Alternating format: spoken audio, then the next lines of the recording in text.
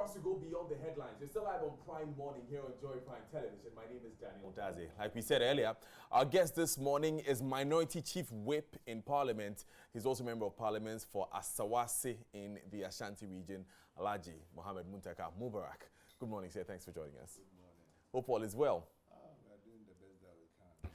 Yes, Parliament was recently recalled, and we've seen some tests and we've heard of some results. Scary times? Well, it is, obviously. I mean, whether you are in Parliament or you are in the studios of Joy, or in your home, or in the markets, or wherever you find yourself, it's scary. Because in my view, like the WHO said, Africa is not testing enough. And they said the epicenter was going to move from China to Europe, to America, to South America, to Africa. And we're all praying that it shouldn't happen. Lo and behold, it's moved from China to Europe. We saw the devastation in UK, Spain, Italy. I mean, it's moved to America. It's still wreaking havoc in America. And now we've seen it in South America. So for me, Africa, we need to really do double our steps. I mean, we have more challenges, I mean, as a continent. I have a privilege of being a member of the Pan-African Parliament, and Ghana is way, way, way above many of the African countries in terms of even road network.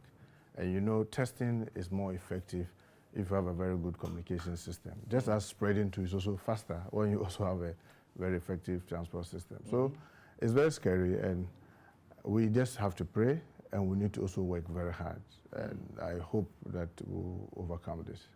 Yes. Speaking of Ghana being much higher in all of that, we've been touted about us having one of the highest test rates globally. So we are doing some things right, you know? Yeah, we are. Just that to say, I mean, like I said on the floor of Parliament, yes, the Minister for Health disagrees with me. And I keep saying that when you keep doing that, touting yourselves, when you are still in the mix of the pandemic, what you do is that you create complacency.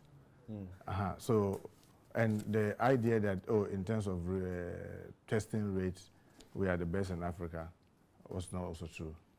Because if you look at our population and how much we are testing as compared to other countries, it came out clearly that Mauritius was #1, Djibouti is 2nd, South Africa is 3rd, we are 4th. And these are even samples that they pick. So I don't want, like the Akan saying, you don't stand in the midst of the pandemic and try to tout yourself. Just keep focused, keep working hard, keep even working harder. Yes, I mean, if you say, if you ask me, is there anything good they've done? So many good things have happened. I mean, we used to have only 2 testing centers. Today, we no longer have 2 testing centers. We have about 9. That's a very good thing. I can see the effort of our health workers. They are risking their life every day. We need to commend that.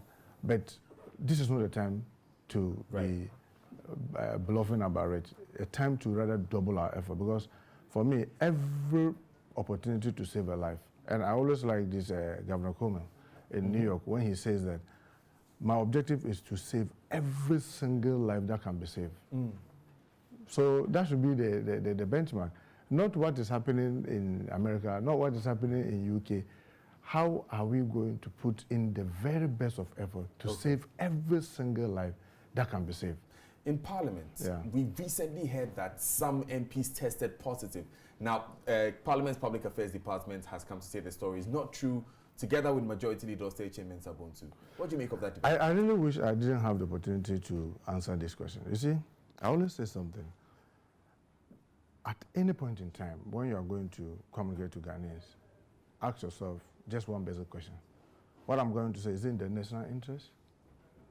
Will it protect national interest? If yes, go ahead and do it. And regardless of how you do it, I will agree with you. If it's not going to serve the national interest, just don't do it. I can bet and tell you that that was a lie. That was a lie? That was a big lie.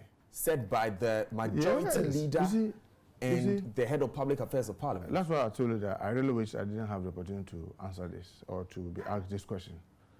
What happened in Parliament and what you've heard that was being said is the fact, is the truth. What happened? The understanding was that not all MPs and staff have tested. Okay. So are we going to create this panic so that the few that are left to test will not go forward to test? Or we are going to find a way of getting everybody to test so that we would know the scope of our challenge and how to deal with it? Perfectly, I agree with that. But once the information goes out, if you ask me, how will I have communicated or responded to that? I would have simply said that, look, we want to plead with the Ghanaian public, especially the media, in reporting this, that, look, we are not done with the testing. Please don't create panic. Let us finish the testing by Saturday. And when it becomes necessary to communicate to you on anything that has happened, we will do that. And leave it at that. But when you go out and you know that what happened is a fact, and you I don't know what the intention was, and you lie to the people that pay us, you are doing three things.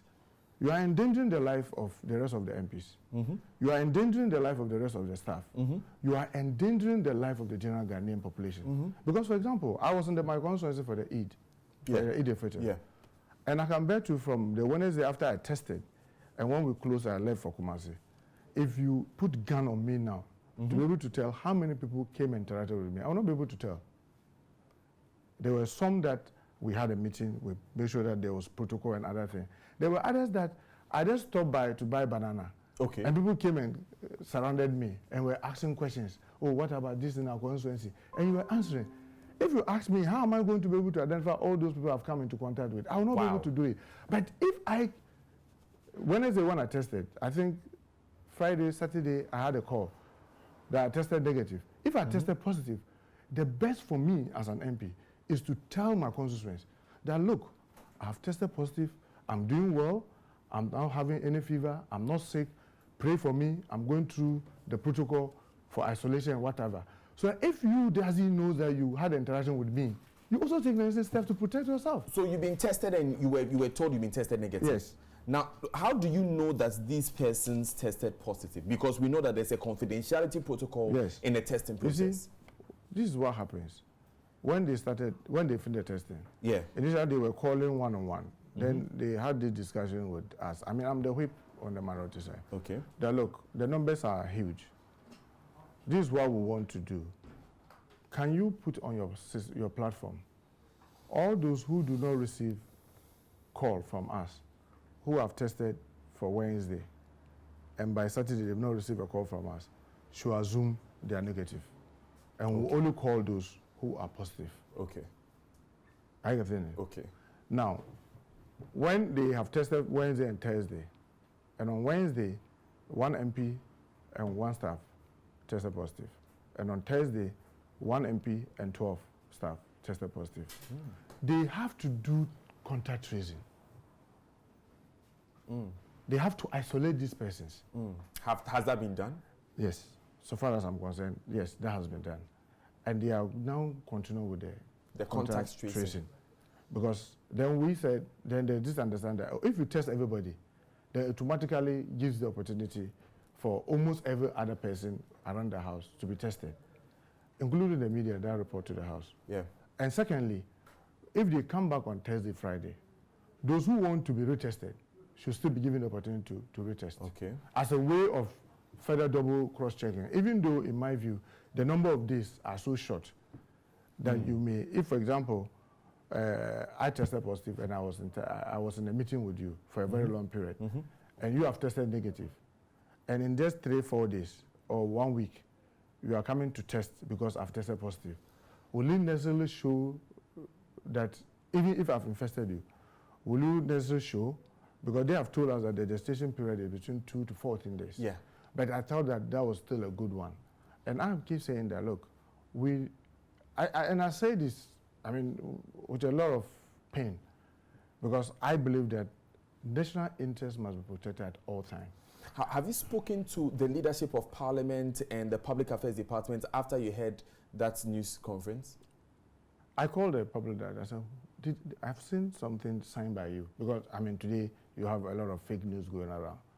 So I called and said, did you sign this? And she said, yes.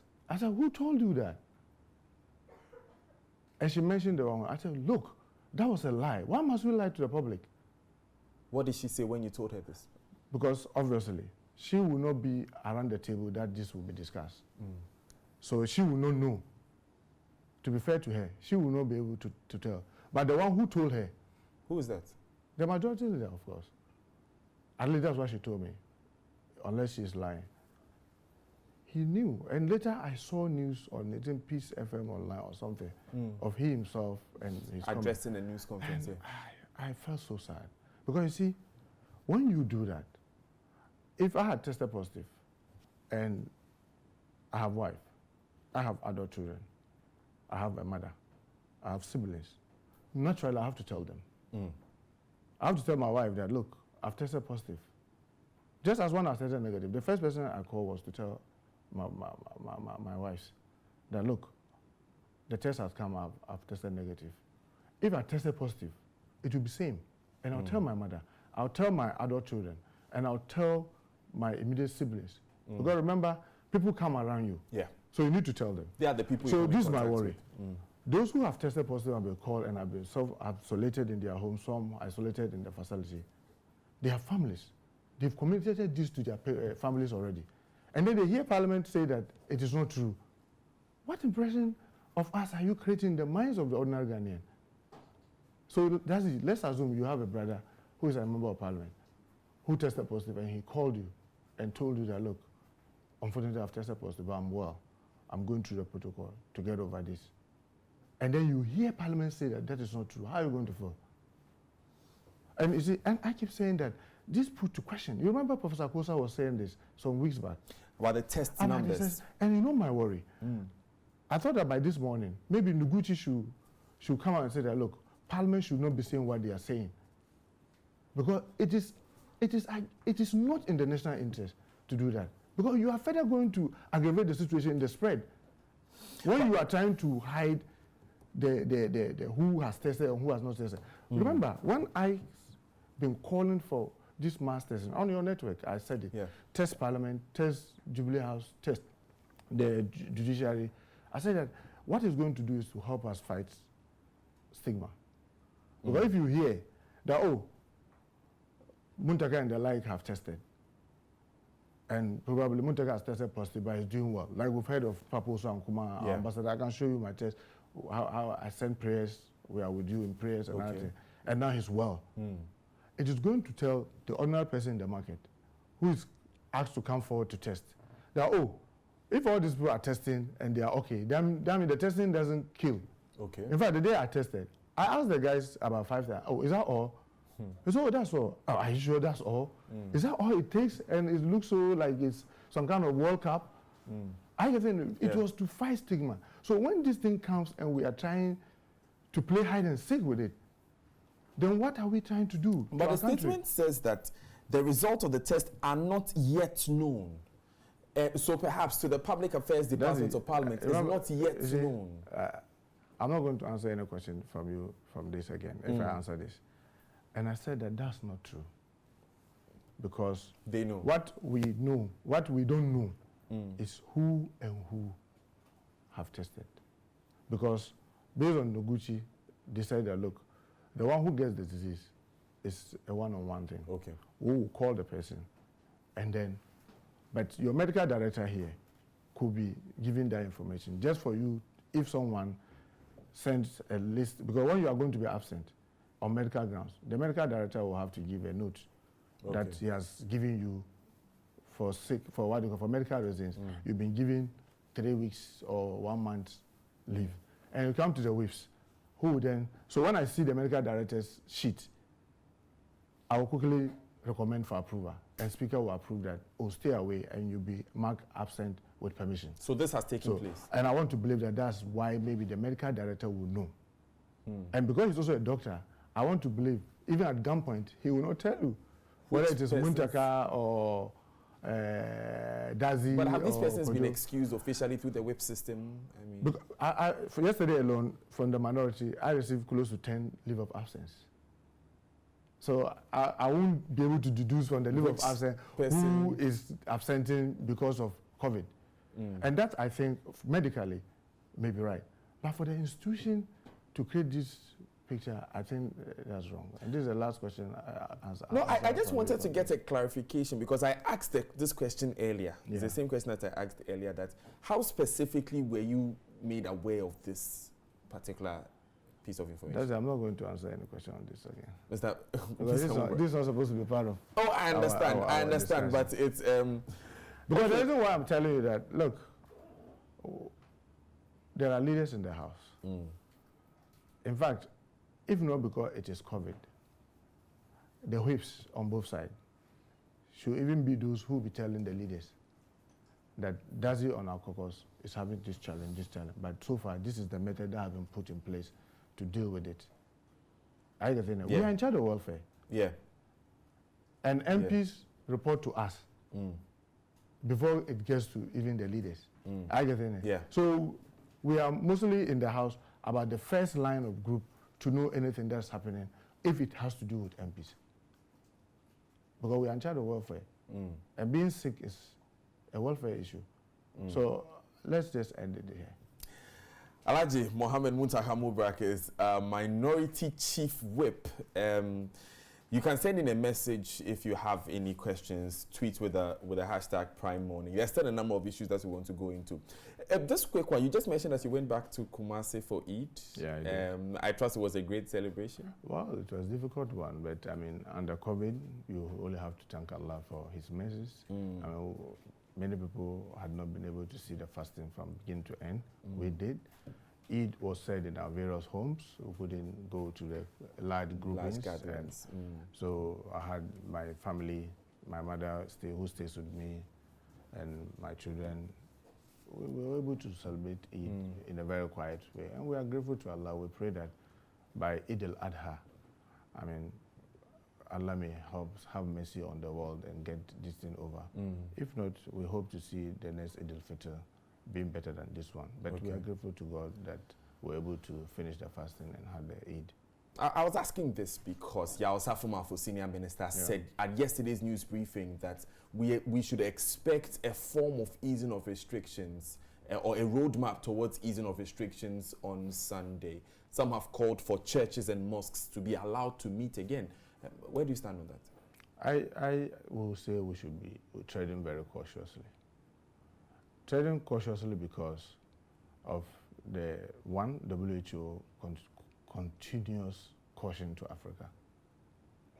We need to tread very cautiously. Two, maybe because of our own action and inaction. Look at what's happening in our markets, even with the restriction. What is happening? It's difficult. You just see them as if that is happening. I mean, I think I watch it on Joy News or something. The fisher folks. Oh, this is the sickness of the rich. Those who, I don't even have a passport, how can I have this disease? A lot of people still don't believe that this disease is real. So if we want to ease restriction, we need to tread very, very cautiously. Because if we joke, may God forbid, if this thing get out of hand, that's it. Our health facilities do not have what it takes to deal with this pandemic. If you were watching very closely from Italy to Spain to UK to New York, and you see, I mean, those with facilities like Confarnoci and Kwalebu being community hospital, and how they were struggling to cope with this, you hasten very slowly. Yes, we need to find a way of doing a lot of things. And I would rather want to go with easing gradually instead of open blanket. Like when we're lifting the lockdown, my belief would have been that we'll ease the lockdown in a gradual manner, not to just open it up. Because if you notice, if you remember, the time we were opening up the lockdown, we were at 1,042. Yes.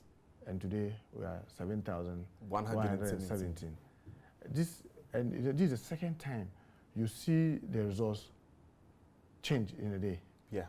Yesterday, I think I first saw it was initially 7,300 something. Then it changed. How did that happen? You see, all these things puts doubt on the minds of people who are very critical. That are we really reporting the right thing? I'm beginning to get worried because if we are not allowing the technical people to do those announcements, and with the greatest of respect, the lack of myself, the politicians are the one to determine when this thing is done. If we are not careful, we may not be getting the right information at the right time. And I think that if government decides to ease further the restrictions, let's take them gradual. Let's not just do them in a blanket way, because if this thing gets out of hand, believe me, and the sad thing is that if the thing gets out of hand, it's not going to differentiate who is tall and who is short, who is fat and who is slim, who is fair and who is dark.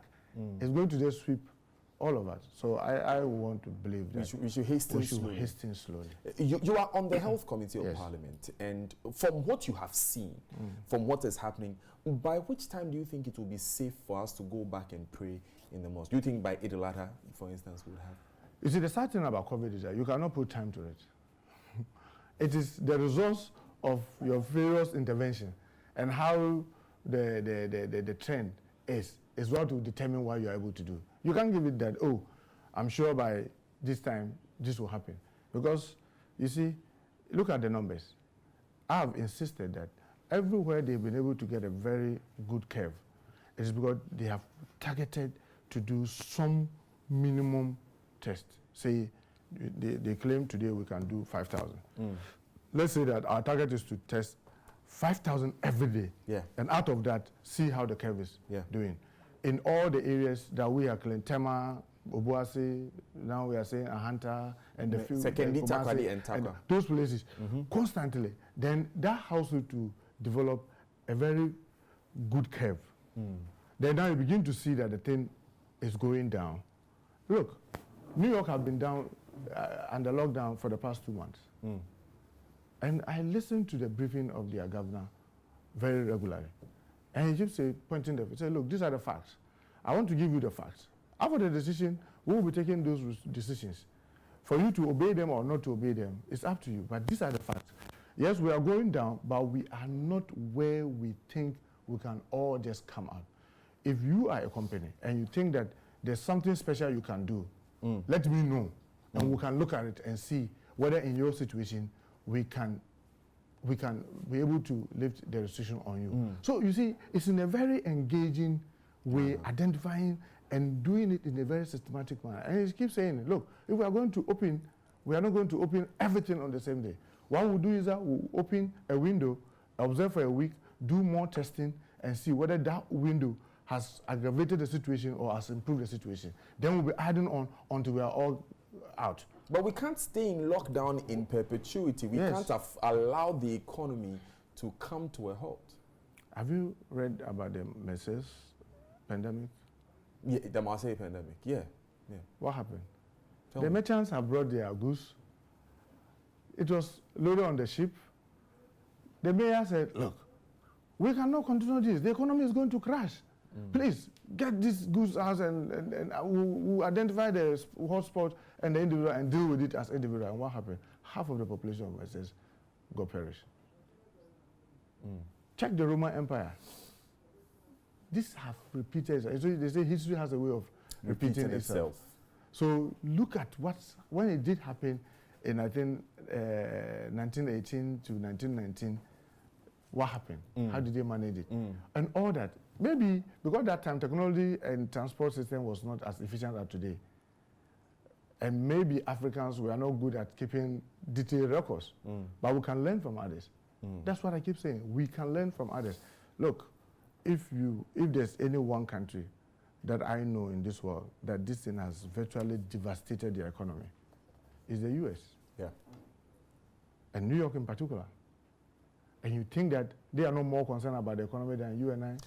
Because they are stronger, so it is hitting them harder. But yet they are saying that, look, let's tread cautious. But, so but they have a cushion. You can say that they have a cushion. Yeah, they have. And I'm saying that we currently have this general limited restriction. If you want to ease the restriction further, please tread cautiously. Having in mind that you do not want the thing to escalate and engulf all of us. It's as if you were speaking on the virtual policy forum we had yesterday, where we had experts, Professor Stephen Adair, Patrick Ewa, we had Professor Jenano Pokwa Jema, Nana Kofi Kwache, who's a member of the COVID-19 response team for the NDC, and a number of other experts saying that, look, let's cancel the current school term, work towards bringing back children to school in September. But some like Professor Stephen Ade and Anis Hafa are saying that we can maybe bring back final year students immediately.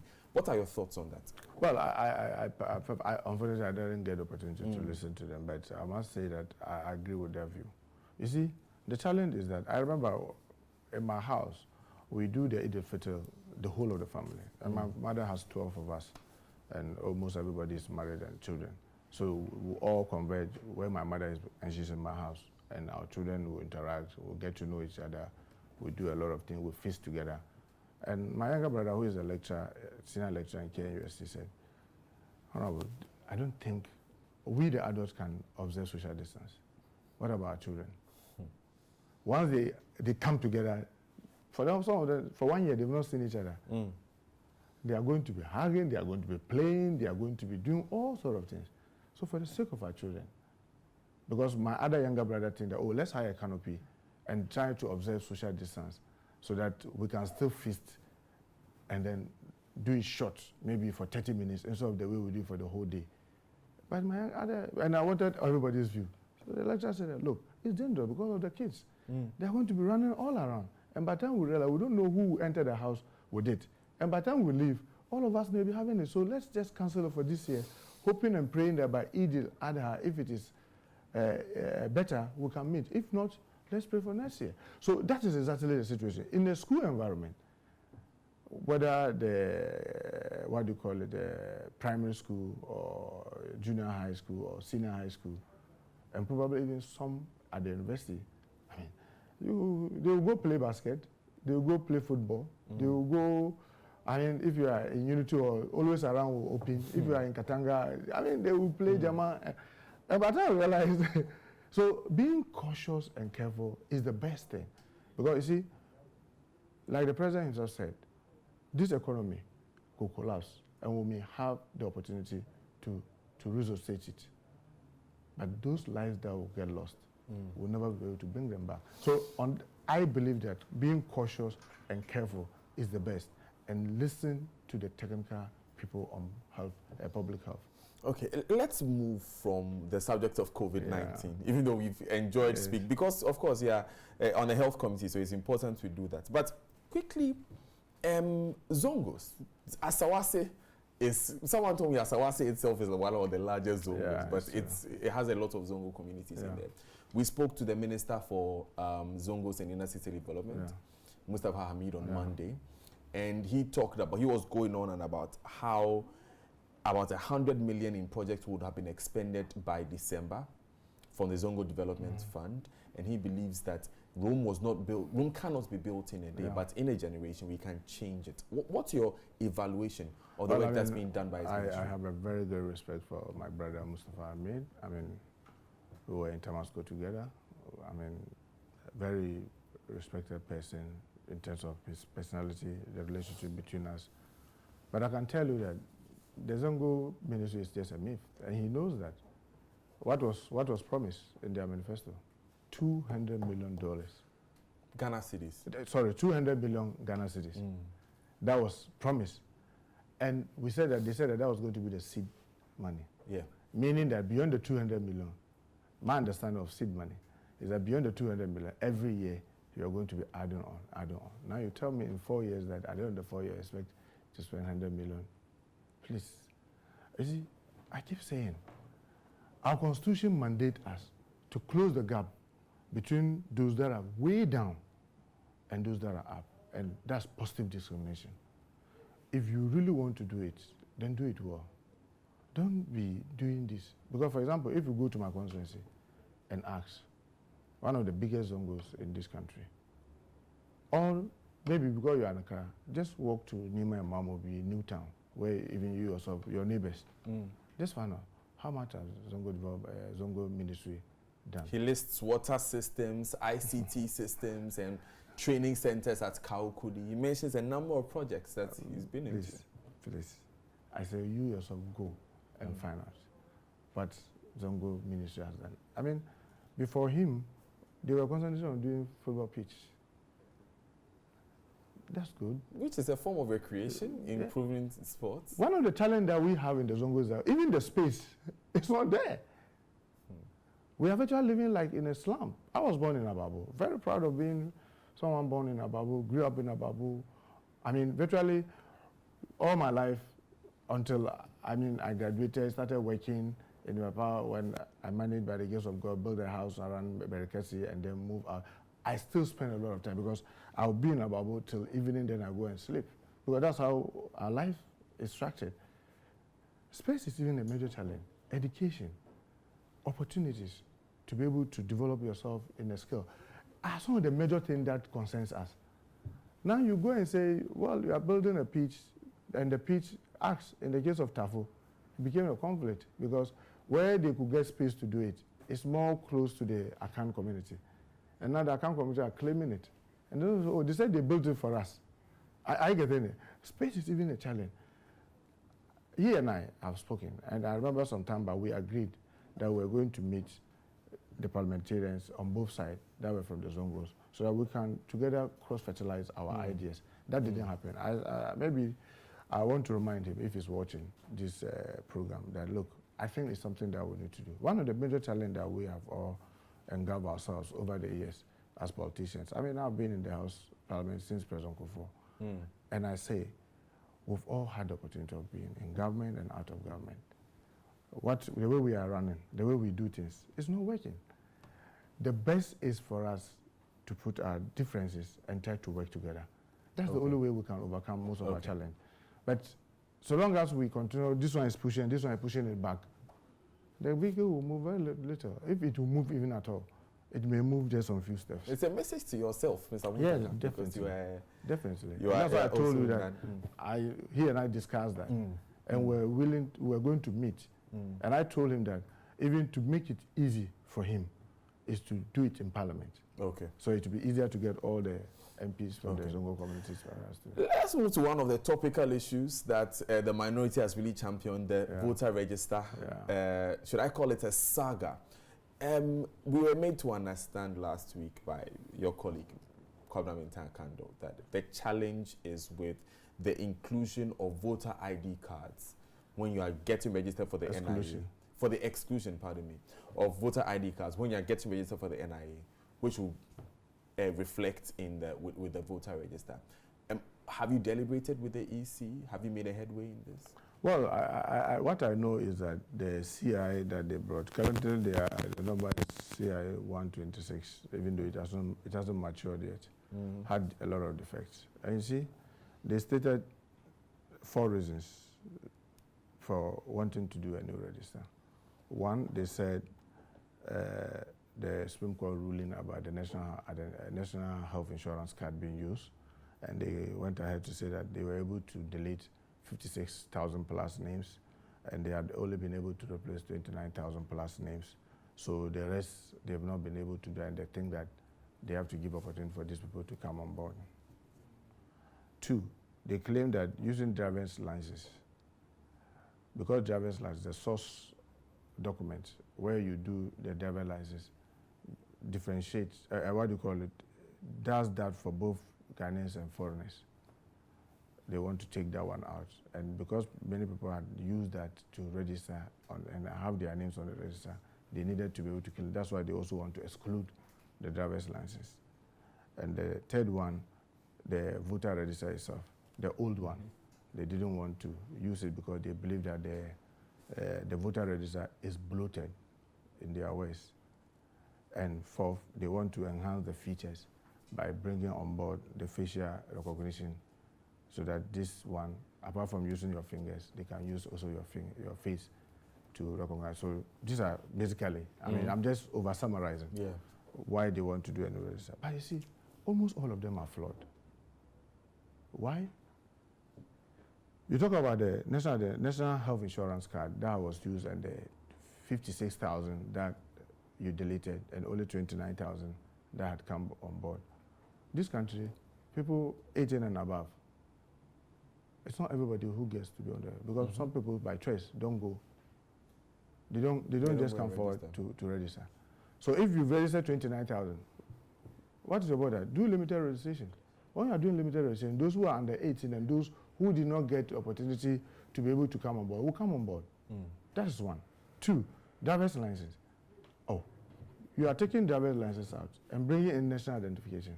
The logic, when you are doing national identification, I don't know whether, you know that national identification also does, the source document, differentiate between Ghanaian and foreigner. So it's the same as the driver's license then. So the reason for taking driver's license is also defeated by adding the national identification card. Because the national identification card can be done for a foreigner and be holding it as a foreigner. So what argument then is it for the, what do you call it, taking off the, what do you call it, the driver's license? Now you come to the old register. Look, Dadzie, sometimes I know people go out to report. Look at the last limited registration exercise. I know people in my constituency because they chose to use only one center. Sometimes had to go and queue at 2 a.m.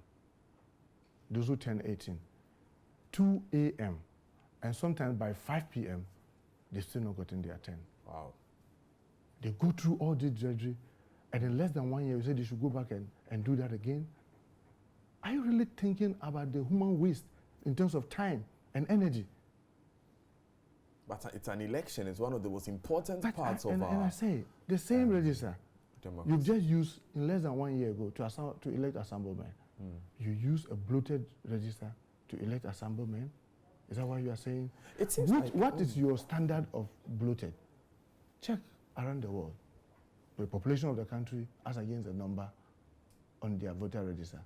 Tell me how many countries have less or equal to ours. Many, many more have more than our number. If you take our population, 30 billion, many, many. And there's this argument about facial recognition. Look, let's be careful. Facial recognition, in many countries that is used, is termed police state, because it can be used for so many other things. Now they bring regulation, the CIA. Nowhere in that, nowhere in the document talks about facial recognition. Where is the sincerity? I've seen something being bundled on Facebook that, some people in the Togolese voter register also having the same face in our voter register. My brother, let's not mock ourselves. Ghana is a country that allows dual citizenship.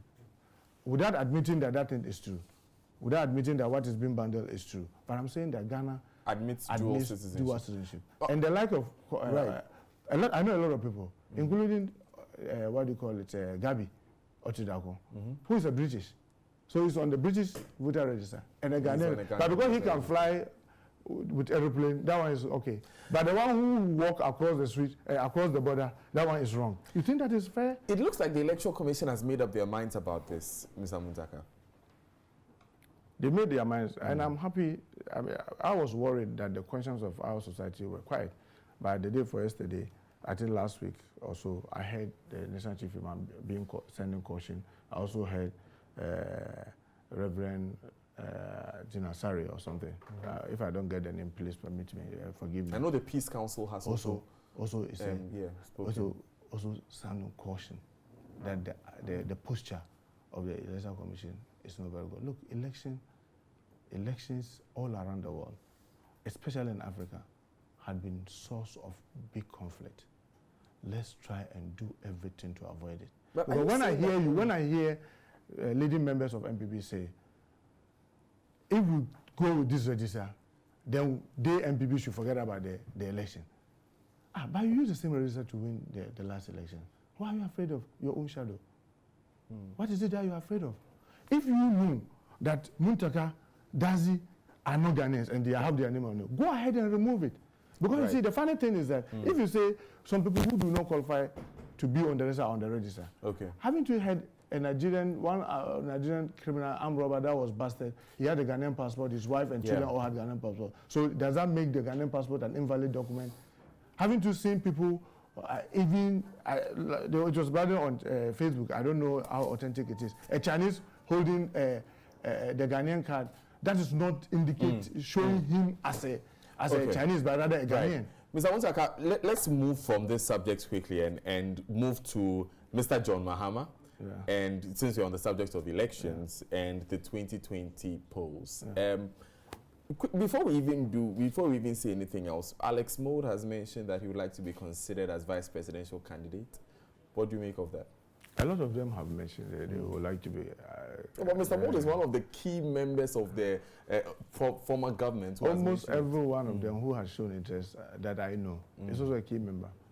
I would not want to be involved in that. You know, I'm the whip, so I serve as at FEC, I serve at NEC, and a lot of our critical committees in the party. I serve as a member, and I think that will be very, very disservice to the party for me to mention any one individual as my preference, or I think that this person is leading, because the choice of a running mate is purely that of the candidate. And I want to believe that whoever the president decides to settle on, all of us will rally around that person. Do you think it should be an Akan? What I know is that the person should not be an ordinary. Because, I mean, the chemistry will not really work for us as a party. And all of us have, I mean, with that, you know, they have it unwritten law that you come from one region, try to use another person for another region. And I see so many other persons outside the region of the president who are very capable. And for me, any person that he... But beyond that, what qualities, I mean, without going into a specific person? I will be happy if the person is able to add on. Somebody who is coming up, who is coming to the table with something. Something, he has a constituency base. The person is capable of really assisting the president. The person is able to enhance our campaign so that he doesn't have to be following the flag bearer. He can also take a lane, and his campaign will be effective, so that it will add on. That will just be my expectation of who will be elected, will be selected by the president. And I know that he is very clear on his mind who he wants to pick. It's just that our party rules in this current circumstance will not align, because he will not be able to announce a running mate until he takes the person to NEC, the National Executive Committee. And this involves 16 regions. You have to get, I think, is it 5 or 7 persons from each region. That's a large number. So under this circumstance and the restriction, it may be difficult. Maybe if it's further delaying, he could look at the possibility of using Zoom as an option to call for a NEC meeting and be able to get this thing over. But I'm sure he is very clear on his mind who he wants to pick as his running mate. Do you have a deadline for this? Usually we don't, but I mean, if you look at the past, I mean, President Rawlings chose Atamas after the second quarter of the election year. If you look at how Atamas chose Martin Hamidu after the second quarter, if you look at how the same Professor Moss chose Muhammad Mumini, it was after the second quarter. How he chose John Mahama himself, it was after the second quarter of the year of election. And how even, what do you call it, John Mahama, in the case of John Mahama, because he inherited Pakosi Bequin Amisa after the death of Professor Moss, even the announcement of saying that I'll maintain him, it came after the second quarter. So I don't think it's late, even though I know every election year is unique and has its own characteristics. My wish would have been this will have done this in December, so that we'll have one whole clear year. To market. But obviously there could be other consideration. Right, it's time for us to wrap up, Mr. Mubarak. Great discussion. Thanks for joining us. But finally, is the NDC confident in winning the 2020 election? Why will I even waste my time to wake up early in the morning to come here to talk to you if I'm not sure NDC is not winning? We are. You see, elections, I mean, I've gone through it a number of times. And I can bet you, if anything has to go, what I hear around, what I see happening, the 1001 promises that is very disappointing, the so-called fight that has completely failed. I mean, the actions and inactions. I have no doubt about this government has lost the faith. I mean, let me just take open to say this one thing. I don't hear people talk about it. Our Supreme Court today is 19, the largest since we've ever had. We've had some kind of gentleman agreement because we don't have an upper limit. A ceiling, Never, usually 15. Today is 19, and nobody's talking about it. Too many. That's wrong, because when you keep quiet, the next time another person he takes you to 30. we not all be watchful, because you see, Thank you. a lot of things that they are doing it for election, and I think that that doesn't augur well. Including these appointments? In my view, yes. Wow. Because in our election year, the last time, I remember in 2016, His Excellency John Mubarak wanted to fill in a gap. He was discouraged, told that, oh, no, it's an election year, wait after the election. The same election year, another person puts 4, not because it's below the 15. Another person put 4, and that's okay. Mohammed Muntaka Mubarak, thank you very much for joining us. This has been Beyond the Headlines here on Prime Morning with me, Dadzie. Up next is Let's Talk Relationships with Emefa.